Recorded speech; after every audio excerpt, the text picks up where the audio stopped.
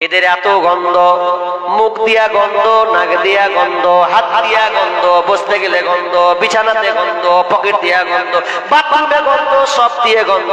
আমার জাগে সন্দেহ, ওর বিবি আল্লাহ কেমন করে ঘুমায় রে।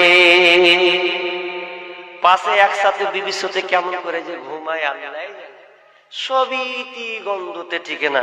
না ভাই না, আমরা মনে করি মদটাই শুধু খারাপ, তা নয়। মদের চাইতে আমি মনে করি বিড়িটা সব চাইতে খারাপ। কারণ যারা মদ খায় রাস্তায় রাস্তায় খেয়ে বেড়ায় না, ওরা আপনার এক সাইডে গোপনে গিয়ে খায়। আমি বলছি না মদটা হালাল হারাম, কিন্তু আমি আপনাকে বিবেক দিয়ে জাগ্রত করতে চাচ্ছি। আজকাল বিড়িটা এমন একটা নেশা হয়ে গেছে, দোকানে চা খাবো, চা খেতে পারি না এই বিড়ি খোরের মাধ্যমে। যখনই এক কাপ চা খাবো, ওখানে আলেম বুঝলো না, করে টেনে দিল যে আমি আলেম থাকা, আলেমের 14 গোষ্ঠী বাদ থাক, ও টানলেই বেড়ি টেনে গেল, মানা করা যাবে দোকানে? এখন আর ওই জামানা নাই। বিড়ি খাবে খাবে খাবে, শুধু আশ্চর্যের বিষয় লাগে ছোট্ট ছোট্ট বাচ্চাগুলোকে 2 বছর 4 বছর নাতি পুতিকে কোলে নেয়, কোলে নেয় না? কোলে নেওয়ার পর বিড়ি খায় কি খায় না? তুমি নিজে তুমি নষ্ট হচ্ছ, তোমার কলিজা নষ্ট করছো, তোমার ওই পোতাকে লাতিকে নিয়ে তুমি কোলে করে বেরিয়ে খাচ্ছ। তো এটা খারাপ কাজ করছো, ভালো কাজ নয়। কারণ ওই বাচ্চাটার নাক দিয়ে ওই দুর্গন্ধটা যাচ্ছে কি যাচ্ছে না? তুমি কত একটা খারাপ কাজ করছো।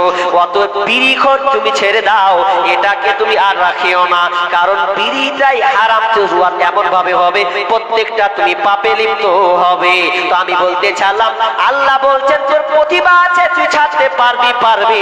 আর প্রতিভা আছে বলে আমি সিয়াম দিয়ে পরীক্ষা করে তুই নেশা ছাড়তে পারবি না? না না না, তুই নেশাটা ছাড়তে পারবি। আর কি প্রতিভা আছে? প্রতিভা আর একটা শিখে নাও। আর একটা জিনিস তুমি এখান থেকে শিক্ষা নিয়ে নাও, সেটা হচ্ছে আল্লাহ তুমি গরিবদের দিকে তাকাও। না খেয়ে থাকা কত কষ্ট, কত জ্বালা, কত কষ্ট যে 3 বেলা রোজগার করতে পারে না, তে না কত কষ্টতে থাকে, যে দিন মজুরি করে খায়, খাবার কি কত কষ্ট করেছে, মেহনত করে। তুমি একটা পয়সাওয়ালা মানুষ, ওরে বড়লোক, তুমি আজকে রোজা রাখো, গরিবের মর্যাদা বুঝো, বলি গরিবের কষ্টটা তুমি একটু বুঝে নাও। মানুষ যদি 3 মাস এই রোদ্রে যদি রোজা থাকে তো কত কষ্ট হয়। আর যারা খেতে পায় না তাদের কত কষ্ট আছে। অনেকে দেখেছি সোশ্যাল মিডিয়াতে ভাইরাল হয়েছে, আমি দেখেছি, আপনারা দেখেছেন কি দেখি না আমি জানি না। আমি খবর পেয়েছি অনেক গরিব মাকে দেখেছি, খাবার কোনো বাড়তে কোনো খাবার নাই, তারা পান্তা ভাত করে কাঁচা মরে আপনার কিনা শুকা মরিচকে দিয়ে আপনার লবণ করে দিয়ে তারা সাহারি খায়। আর পুরো দিন মান ঝাল ঝাল ঝাল ঝাল করে তারা পুরো দিন মানকে পার করে। তারা কষ্টের উপরে কষ্ট করে রোজাগুলোকে পালন করে। শুধু তাই নয়, ফিলিস্তিনের মাটি দেখো গা, যারা কোনোদিন খাবার পায় না, ফিলিস্তিনের মাটিতে, জর্ডানের মাটিতে এত করে আক্রমণ করা হয়, বাচ্চা ছোট ছোট বাচ্চাদেরকে পুড়ে মারা হয়, ছোট ছোট বাচ্চার পর্যন্ত খাওয়ার জন্য অনাহারে ত্রাহি ত্রাহি করে। অনেক সন্তান শিশু, ফিলিস্তিনের শিশুকে দেখেছি সোশ্যাল মিডিয়াতে, তারা খাবার না পেয়ে আপনার ঘাসকে উঠিয়ে তারা ওই ঘাসগুলোকে চিপিয়ে চিপিয়ে তারা নিজের প্রাণটাকে বাঁচানোর জন্য ঘাসগুলো তারা পর্যন্ত খায়। পানি কোথাও খুঁজে পায় না, তাদের জন্য পানি বন্ধ করে দেওয়া হয়েছে, কারেন্ট বন্ধ করে দেওয়া হয়েছে, খাবারকে বন্ধ করে দেওয়া হয়েছে। কত কষ্ট পালন করে, এত কষ্ট মেহনত তারা ত্রাহি ত্রাহি ত্রাহি ত্রাহি করে শুধু সামান্য খাবারের বিনিময়। ও রোজাদার, একবার ফিলিস্তিনদের দিকে তাকাও, তারা কত কষ্ট করে। ওরে রোজাদার, একবার গরিবের দিকে তাকাও, তারা 3 মান কত কষ্ট করে থাকে। কত সিয়াম, কত লোককে দেখলাম কষ্ট করে রোজা রেখেছে, 5 দিন 7 দিন ধরে না খেয়ে আছে, হারে কষ্ট। এই কষ্টটা আল্লাহ দেখাচ্ছেন যে তোমরা প্রতিভা দিলাম, এটা তোমরা শিখে নাও। গরিবের হাল তোমরা একটু বোঝার চেষ্টা করো। এই জন্য আমার আল্লাহ রোজাকে আমাদের উপরে ইবাদত হিসাবে ফরজ করেছে।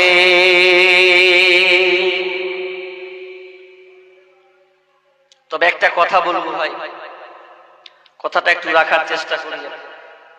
রোজা রাখবেন, রাখেন, নেকি ফরজ, কিন্তু প্রতিবেশীর প্রতি একটু খবর রাখবেন।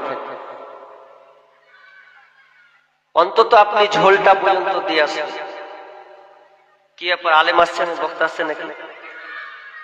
বক্তা যদি আসে তাহলে আমাদের কালেকশনে যেতে হবে নাকি?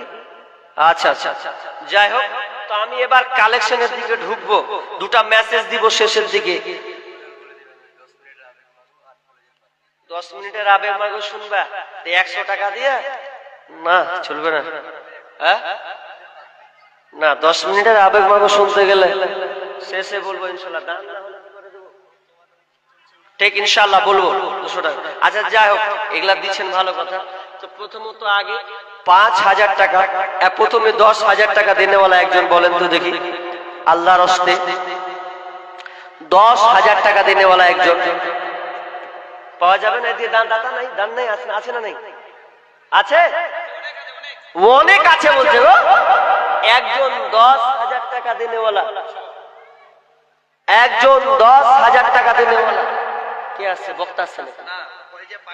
ও আচ্ছা আচ্ছা, একজন, মাশাআল্লাহ। তো হেফজ, আচ্ছা আচ্ছা মাশাআল্লাহ। দেখেন এই মাদ্রাসার একজন, দেখেন হেফজ, হাফেজ, সম্পূর্ণ 30 পারা কোরআনকে বুকে নিয়েছে। ওটা চারটিখানি কথা নয়। চ্যালেঞ্জ করলাম, পৃথিবীতে যত ধর্ম আছে 4300টির অধিক ধর্ম আছে। চ্যালেঞ্জ করলাম, দেখাতে পারবে না কোন মায়ের লাল যে পুরো বেদ, পুরো বাইবেল, গীতা, মহাভারত এগুলোকে তারা বুকে সম্পূর্ণ গেঁথে নিয়েছে, একটাও প্রমাণ পাওয়া যাবে না। অথচ আমরা লক্ষ লক্ষ লাখ লাখ আমরা দেখাতে পারবো যে আমরা হেফজ তৈরি করতে। তো যদি মনে করি যে আমরা হেফজ, দেখেন আজকে ভারতের সরকার মাদ্রাসা মসজিদের উপরে টার্গেট করা শুরু করেছে যে মাদ্রাসাকে উড়িয়ে দেওয়া হোক, তাহলে দেখবে মুসলিম দিন দিন ভয় খাবে, এদের সংখ্যা কমবে।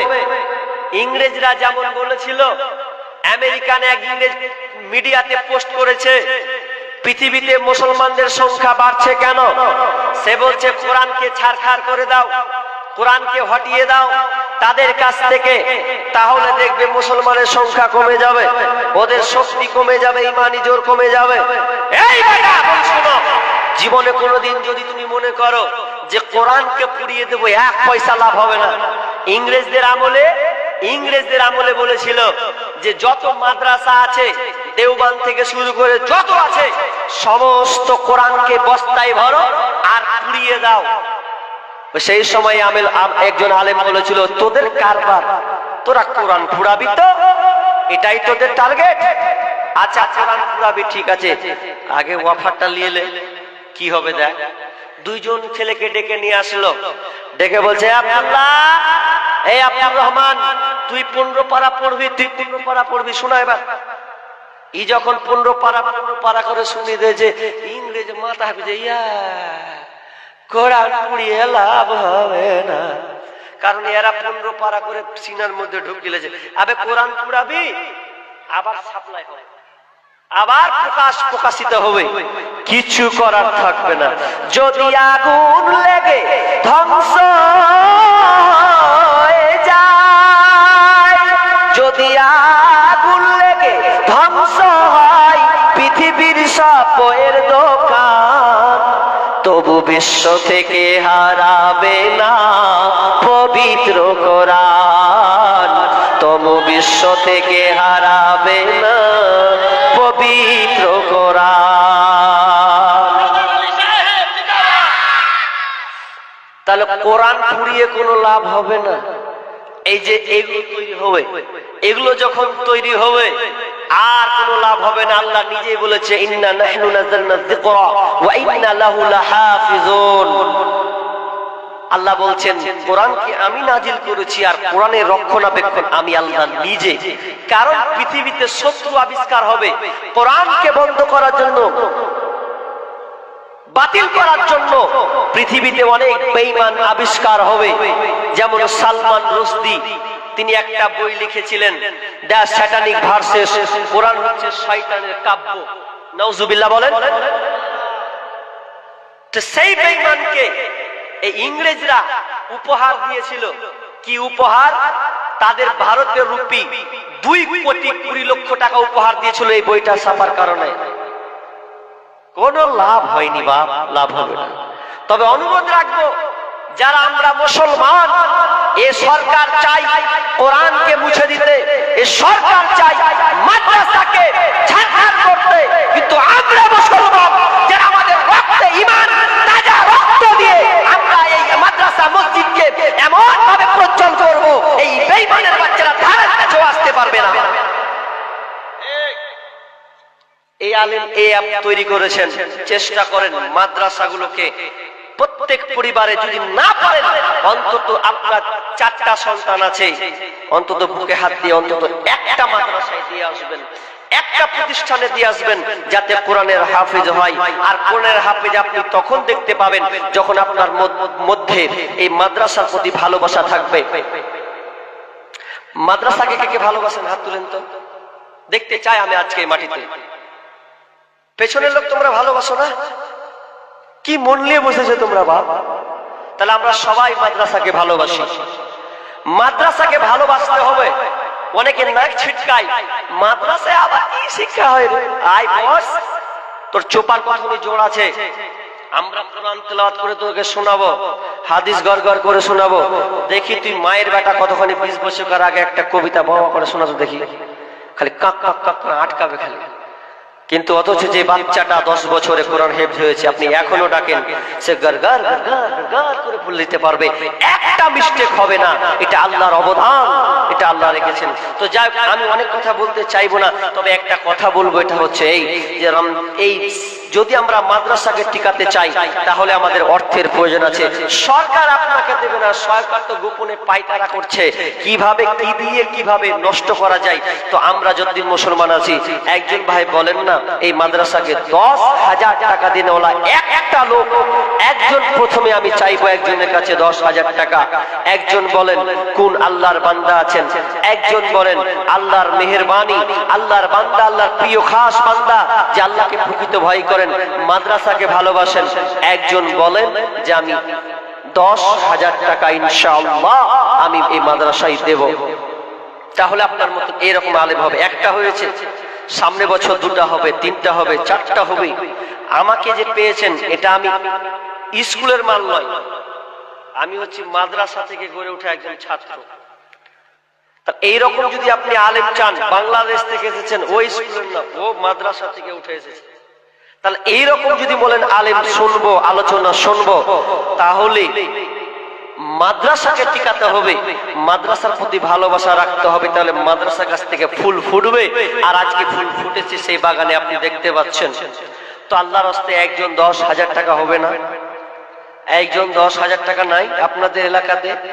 মাস্টার নাই, ডাক্তার নাই, প্রফেসর নাই, উকিল নাই, পুলিশ নাই, বলেন একজন 10,000 টাকা দেনেওয়ালা। এবার একটা কথা বলি, যদিও টাকা বের হয় না,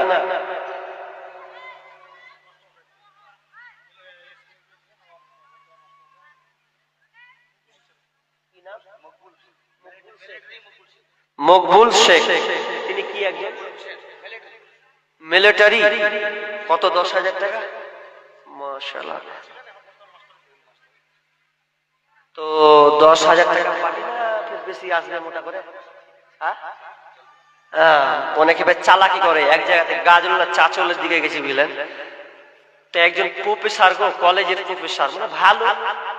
তা আমি সামনে বুঝি প্রথমে 10,000 টাকা দিনেওয়ালা কে আছে, তো ফাঁকাম করে বলছে আমি। ও লোক 1 লাখ দিনেওয়ালা, তো ও বলছে 10,000 আমি। তা আমি বেকায়দা পড়ে গেলাম। তা আমি যে মাস্টার আপনার লেগে আমি এটা বলিনি, সামনে যারা বসেছিল ওরা কেটে গেছে। তখন 10,000 দিয়ে ইনশাল্লাহ পরে আবার দিলাম 50,000 টাকা তিনি দিয়ে দিলেন। আমি প্রায় 50,000 কোথাও 80,000ও পেয়েছি, চেয়েছি পেয়েছি। তো তিনি 10,000 টাকা দিচ্ছেন। রব্বুল আলামিন প্রথমে শুরুয়াত করলাম দান 10,000 টাকা চাইলাম, প্রথমে 10,000 টাকা পেয়েছি। রব্বুল আলামিন আল্লাহ তোমার একজন খাস বান্দা, টাকা সবাই দিতে পারে না, যে প্রকৃত আল্লাহকে ভয় করে, ঈমান যার মধ্যে বিরাজ করবে, ঈমান যার আছে জলজল করবে, সেই মাত্র টাকাটা বের করতে পারে। রব্বুল আলামিন তোমার একজন নেক বান্দা, আল্লাহ কত গভীরতা বলার দরকার নাই, আমি জানি না উনার সম্পর্কে, রব্বুল আলামিন তুমি জানো সে কোন ধরনের ব্যক্তি। রব্বুল আলামিন তোমার মাদ্রাসাতে 10,000 টাকা দিয়েছেন, আল্লাহ এই দানকে আল্লাহ তুমি কবুল করে নাও। রব্বুল আলামিন আল্লাহ তুমি উনাকে সুখী সালামতে রাখিও। রব্বুল আলামিন তার পরিবারকে আল্লাহ তুমি ভালো রাখিও। সবচাইতে এখন বর্তমানে অ্যাক্সিডেন্ট সবচাইতে বেশি হচ্ছে। রব্বুল আলামিন তোমার কাছে ফরিয়াদ করি, আমি মুসাফির মানুষ, আল্লাহ তিনি যখন অনেক সময় রাস্তাতে চলাচল করেন, অনেক জায়গায় অনেক অ্যাক্সিডেন্ট হয়। রব্বুল আলামিন তোমার কাছে খাস করে অন্তর খালেস নিয়তে দোয়া করি, আল্লাহ তুমি ওই ব্যক্তিটাকে, আল্লাহ সে সম্মানীয় ব্যক্তিকে আল্লাহ তুমি যেন রাস্তাতে আপনার অ্যাক্সিডেন্ট থেকে হেফাজত করিও, সকল আমিন। রব্বুল আলামিন তার রুজি রোজগারে আরো বরকত দিও, আল্লাহ তার পরিবারকে ভালো রাখিও, সন্তানকে সহি সালামতে রাখিও। সেটা ছোট্ট একটা আপনার আল্লাহ যদিও যখন মারা যাবেন, যখনই মারা যাক না কেন, আল্লাহ যেন কালেমা তাইয়্যিবা পড়ে যেন মরতে পারে, আল্লাহ তুমি তাকে তৌফিক দান করিও, বলুন আমিন। রব্বানা তাকাব্বাল মিন্না ইন্নাকা আনতাস সামিউল আলিম, আমিন সুম্মা আমিন। আর একজন 10,000 পাবো না? একটা পাবো না? আর একটা জোড়া, উনার জোড়া 10,000 পাওয়া যাবে না? অনেক লোক বসে আছেন গো, একটা 10,000 জোড়া আল্লাহর হস্তে। আর একজন উনার জোড়া হয়ে যায়, প্রত্যেকটা জিনিস তো জোড়া জোড়া, তাই তো? প্রত্যেকটা ওয়া খালাকনাকুম আজওয়াজা, প্রত্যেকটা জিনিস জোড়া জোড়া। তো এই উনার জোড়া হন একজন, যে জোড়া হয়ে গেলাম ইনশাআল্লাহ। আজকে পারবেন না, 5 দিন পর দিবেন। আমি এবার একটা কথা বলি, প্রশ্ন করবো, উত্তরটা দেন তো, সবাই জোরে বলবেন কিন্তু।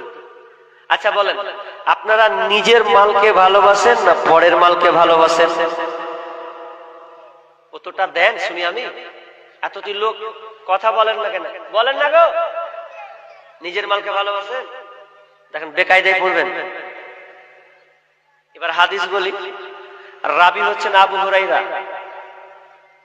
তিনি হাদিসটি বর্ণনা করছেন। বিশ্বনবী প্রশ্ন করছেন সাহাবীদেরকে, আমি যেমন আপনাদেরকে প্রশ্ন করলাম, ওরে সাহাবীরা বলো, তোমরা নিজের মালকে ভালোবাসো না পরের মালকে ভালোবাসো? যেমন আপনারা বললেন, সাহাবীরা এক চান্সে উত্তর দিল, ইয়া রাসূলুল্লাহ, আমরা পরের মালকে কেন ভালোবাসতে যাব, নিজের মালকে ভালোবাসি। বিশ্বনবী বললেন, না না না, তোমরা নিজের মালকে ভালোবাসো না, বরং তোমরা পরের মালকে ভালোবাসো। তুমি জানোই না তোমার মাল কোনটি?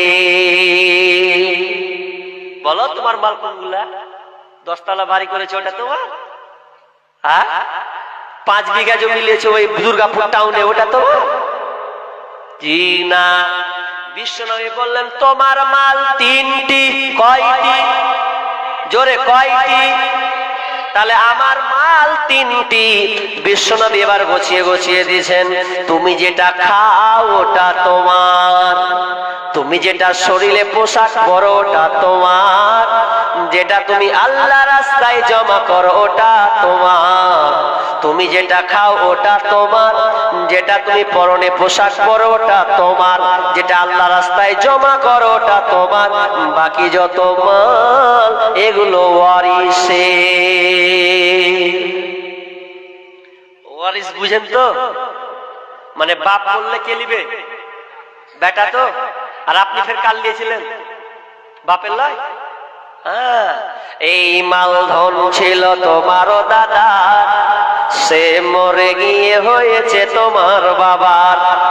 বাপের মালেতে তুমি ওয়ারিস হইলে, কাল ছেলে ওয়ারিস হবে তুমি মরে গেলে। ধন ধন করিও না ধন অপরজন, মরিলে তোমার সাথে যাবে না কধন। ধন ধন অপরজন না রহে কাহার, অপরে তোমার মালে উড়াবে বাহার। আজ তুমি পরিতেছ রেশম পশম, কালকে পরিতে হইবে মরণের কাফন। একা অন্ধকারে ছিল মায়ের কোদরে, একা ফের যেতে হবে ঘোর অন্ধকারে। অনেক বড় কবিতা আছে, বললাম না? তাহলে আপনার মাল তিনটি, যেটা আপনি খান ওটা আপনার, যেটা শরীরে পরেন ওটা আপনার। 3 নাম্বার, আল্লাহ রাস্তায় যতটি দান জমা দিবেন ওটি হবে আপনার। বাকি যত দুনিয়ার ব্যালেন্স টাকা পয়সা ধন সম্পদ আছে সমস্ত মাল এগুলো ওয়ারিসের মাল।